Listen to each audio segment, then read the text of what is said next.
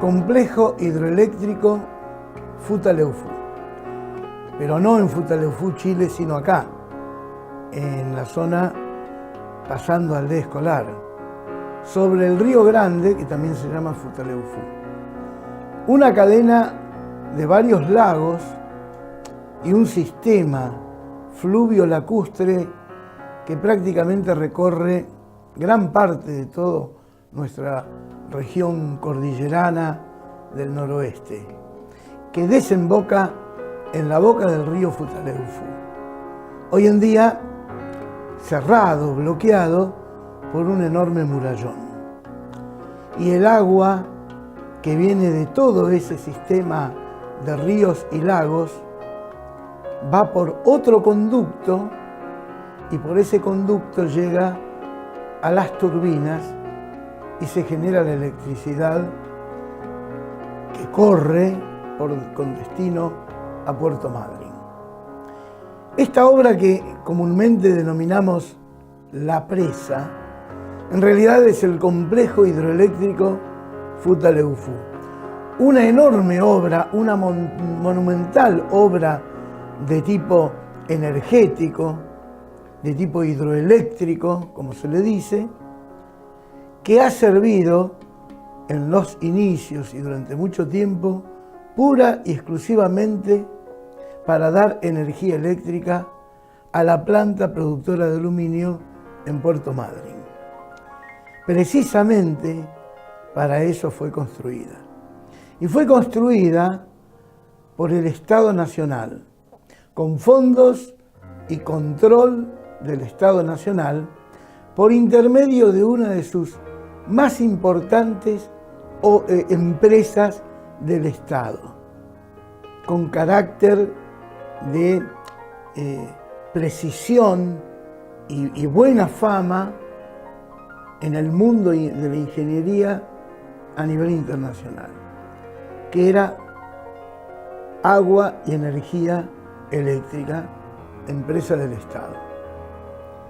Esta obra ha sido una bisagra en la historia de la región, en la historia de Esquel y de Trevelin, y en la historia de la provincia.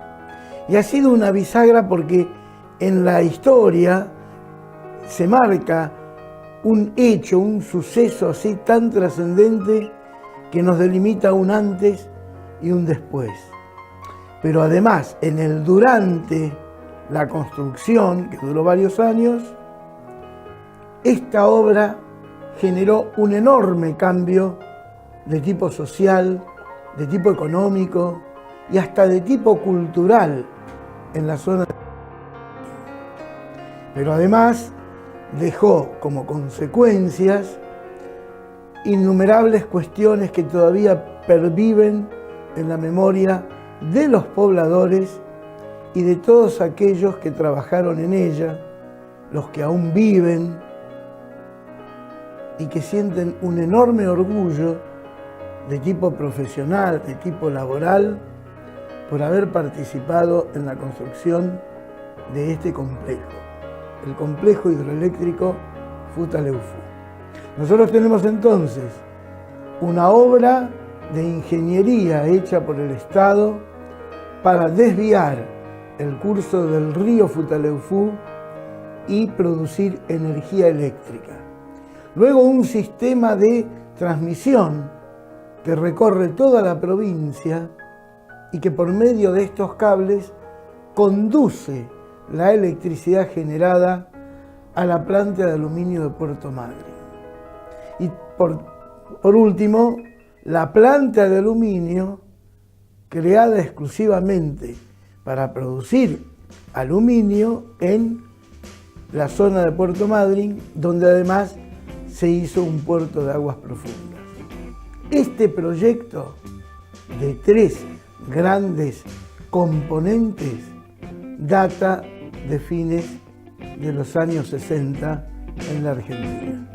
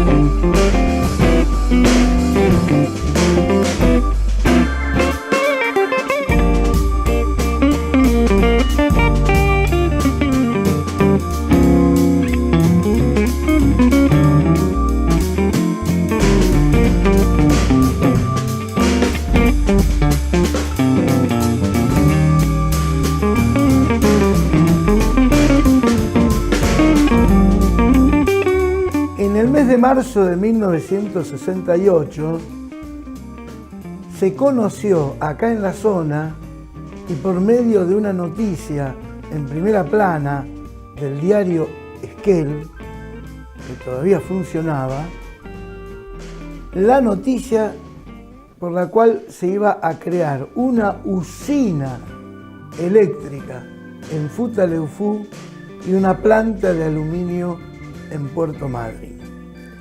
El solo hecho de que saliera la noticia conmocionaba a toda la comunidad cordillerana. ¿Por qué? Porque se iba a hacer una enorme obra, una obra de gran envergadura para la provincia, que eran una obra de generación hidroeléctrica en la cordillera y una planta productora de aluminio en la costa. Obviamente, la inversión que iba a hacer el Estado, el hecho de contar con la necesidad de mano de obra y en esos tiempos por miles para producir en principio ambos componentes del complejo y luego para atender los cables que iban a ser necesarios para la conducción eléctrica, avisoraba tiempos mejores, tiempos nuevos. Para muchos se abrían grandes posibilidades económicas y sociales en una provincia que era relativamente nueva, pero que sentía desde los tiempos de ser territorio nacional grandes retrasos y también muchas promesas incumplidas por parte del Estado Nacional. Eran los tiempos de la dictadura cívico-militar llamada o autodenominada Revolución Argentina, que fueron tres dictadores que condujeron el país durante esos años. Juan Carlos Onganía, que cuando derrocan al presidente Ilia en junio de 1966. Más tarde, en los años 70, casi hasta inicio del año 71, un general traído de Estados Unidos, donde cumplía funciones diplomáticas, Roberto Marcelo Levingston.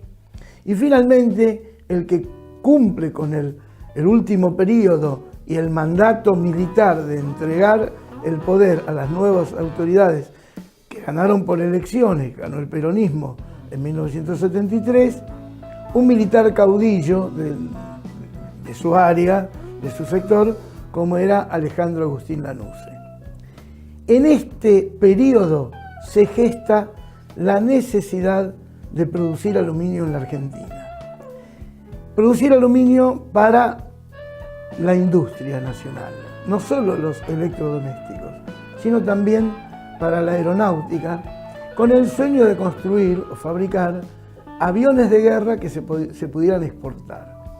De hecho, esta fase, diríamos, desarrollista que tenía en ese momento la dictadura, una dictadura más bien de una economía agropecuaria y agroexportadora, esta pata desarrollista auspiciaba la sustitución de importaciones en el tema del aluminio. En lugar de comprar aluminio, se compraban las alúminas y se producía el aluminio fundamentalmente con la fuerte carga eléctrica que necesita esta industria.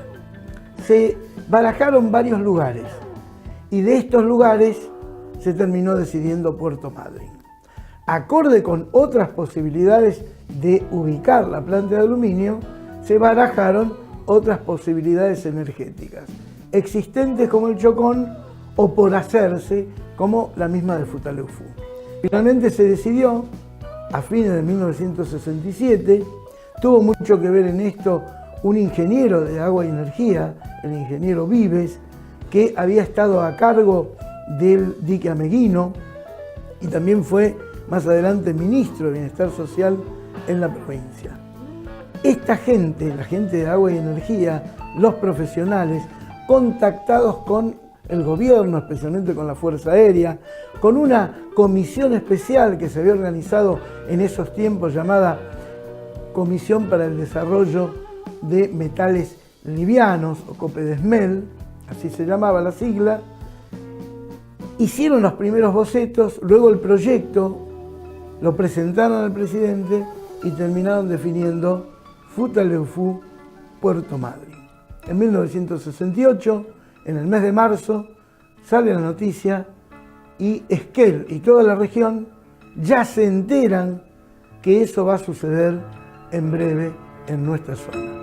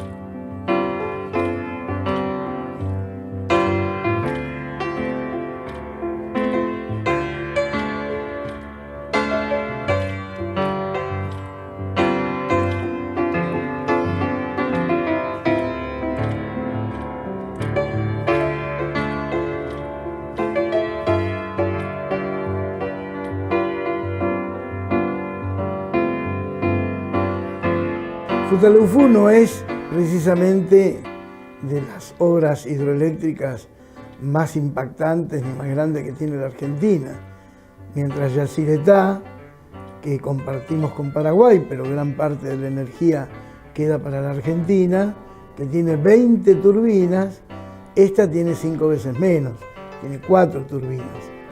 Hoy en día, con todas las centrales concesionadas y por una disposición nacional desde hace varios años, toda la producción eléctrica va al sistema interconectado.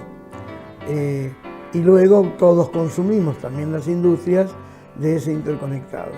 En cambio, desde los inicios y durante muchos años, esta de Futaleufú alimentaba fundamentalmente la planta de aluminio para la cual había sido creada, la de Aluar en Puerto Madryn. Había que reclamar, se reclamó, hubo promesas y después sí hubo conexiones para que nuestra zona pudiera tener electricidad directamente desde Futaleufú y no como venía siendo por medio de usinas, como sigue siendo la generación eléctrica de gran parte del interior de la provincia del Chubut.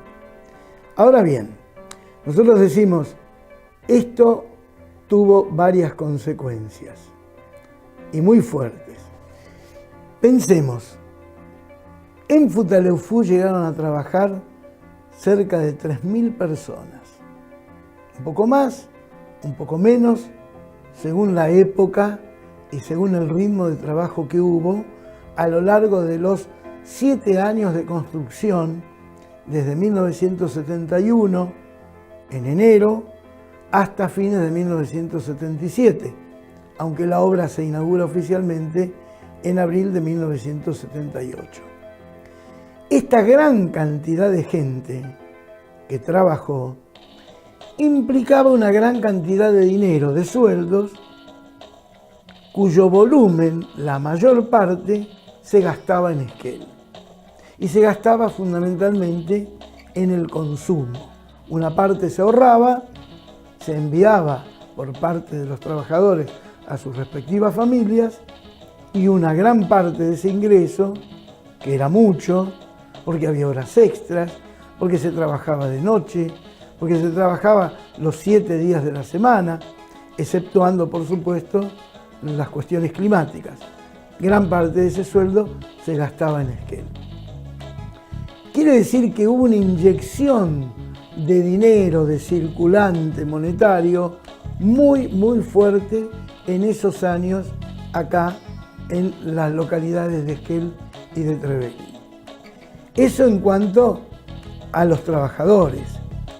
Las empresas, especialmente la empresa Vialco y luego, cuando quebró, la serie de empresas que formaron esa especie de corporación que, congregadas por Agua y Energía para continuar una obra que se demoraba permanentemente, también tuvieron gastos, no solo en Buenos Aires, no solo en otros lugares del país, sino también en Esquel, para comprar todo tipo de insumos. Se gastaba muchísimo combustible y este combustible también era un costo adicional a la obra. Se removían muchos materiales y se construyó una cantidad de elementos propios de la obra que nos da, por lo menos a todos nosotros, los que no la vimos construir, una idea de la monumentalidad que fue. Quizás lo más importante, lo más monumental, lo que más conmociona cuando lo ve es el murallón, llamado también presa, la que detiene el crecimiento en ascenso de las aguas de los lagos. Luego, la conducción del agua, que no se hizo directamente en la presa, sino por otro lado, por un sistema que conduce el agua hacia las maquinarias, que son las turbinas. Ahí hubo que hacer túneles en la roca y un puente llamado puente tubería, que es el que de roca a roca conduce las aguas a cielo abierto. Posteriormente, una playa de disyuntores cerca de la sala de máquinas donde están las turbinas, y de ahí la electricidad que marcha hacia Puerto Madryn. Pero también se hicieron viviendas, también se hicieron todas las obras fundamentales para que los trabajadores pudieran vivir, pudieran habitar en este lugar, en el complejo. También se hicieron los túneles en la misma roca para el desvío, primero de una margen, después de la otra, del río Futaleufú. Y hubo que desmontar gran parte de lo que era lo que se llama el vaso, el lugar del embalse. Hubo que desmontar una parte importante del bosque. Quiere decir que la cuestión no fue solamente el movimiento de gente y la cantidad de dinero que ingresa a Esquel. Hay otras cuestiones. Acá hubo consecuencias de tipo ecológico. El gran embalse, que ha sido dado en llamar Amutuy Quimei, nombre que le puso un intendente del Parque Nacional Los Alerces cuando se inaugura la obra. Este embalse es el que ocupa un valle que antes ocupaban 4 lagos y sus ríos conectores. Una parte del río Frey, el río 1, el río 2, el río 3, el lago Situación, el lago 1, el lago 2 y el lago 3.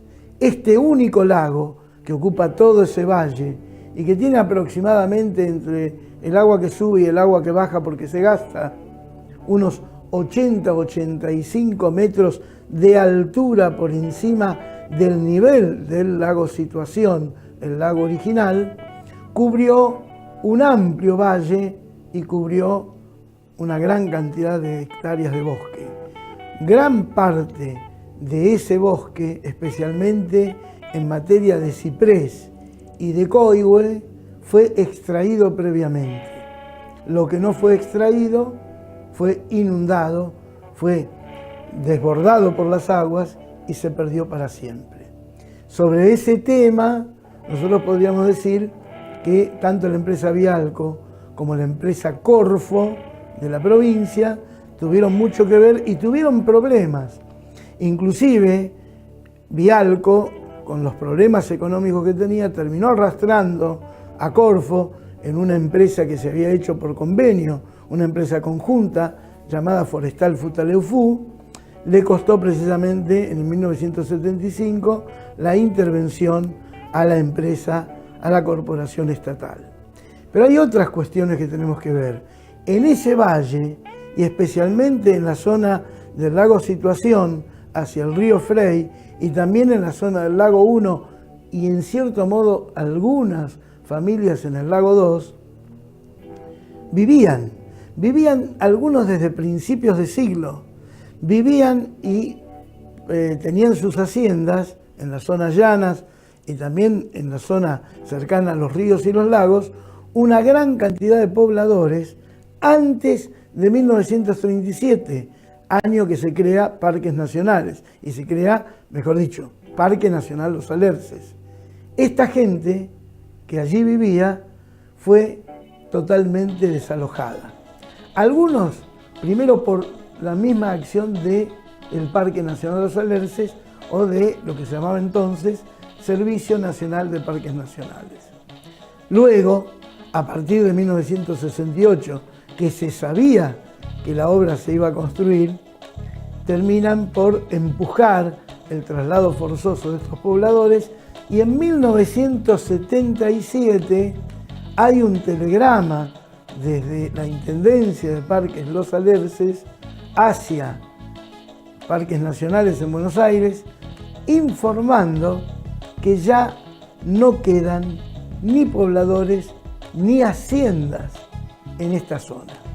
Haciendas quedaron sueltas, y siempre navegando para pescar por las aguas del embalse puede que se encuentre algún animal suelto o alguno que ha venido del lado chileno. Pero en general pobladores y haciendas fueron sacados hasta el año 1977. Entonces tenemos un gran cambio en la ciudad y un gran cambio en Trevelin por el movimiento de gente, grandes cambios culturales porque acá vinieron gente de muchas provincias y mucha gente también de Paraguay, de Chile y de Bolivia. Un crecimiento importante, aunque efímero, en el desarrollo del consumo, incluyendo lo que muchos recuerdan, el juego y la prostitución. Cambios de tipo ecológico, por lo que sucedió con la inundación de un valle y la pérdida de millones de miles de hectáreas de bosque, de millones de árboles en ese sentido, y también cambios poblacionales, porque la gente que estaba en el valle desde antes fue desalojada. ¿Creció la aldea escolar? Sí, por supuesto. El camino, la producción, el pavimento, la compra de muchos elementos de consumo a la gente de la aldea escolar, sí, ahí hubo mucho movimiento, inclusive mucha gente que trabajó.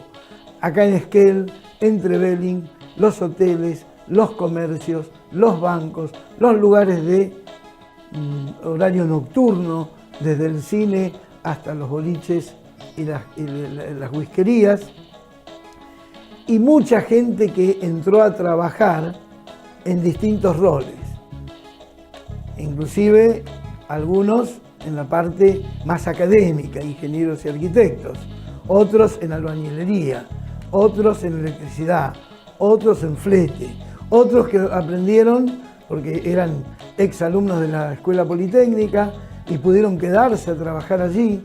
Pensemos en el tema de la colocación de las turbinas, que son japonesas. Pensemos en el mantenimiento, en la construcción de las casas. Es decir, una gran obra. Para todo Esquel, para Trevelin, para la comarca, nosotros podríamos decir, hay un antes y un después de la presa Futaleufú.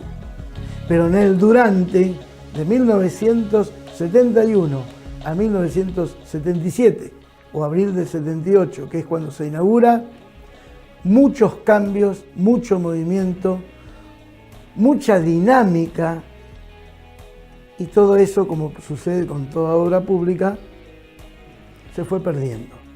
¿Por qué se fue perdiendo? Porque toda obra pública, sea un camino, o sea la construcción de una escuela, o una obra de estas características, cuando termina, se termina. Y la gente se va. Y Esquel entró en una especie de depresión de soledad y de crisis, sumado a la crisis de la Argentina post-Mundial 78, tanto que muchos dicen que hubo un cartel en la portada que decía: el último que apague la luz.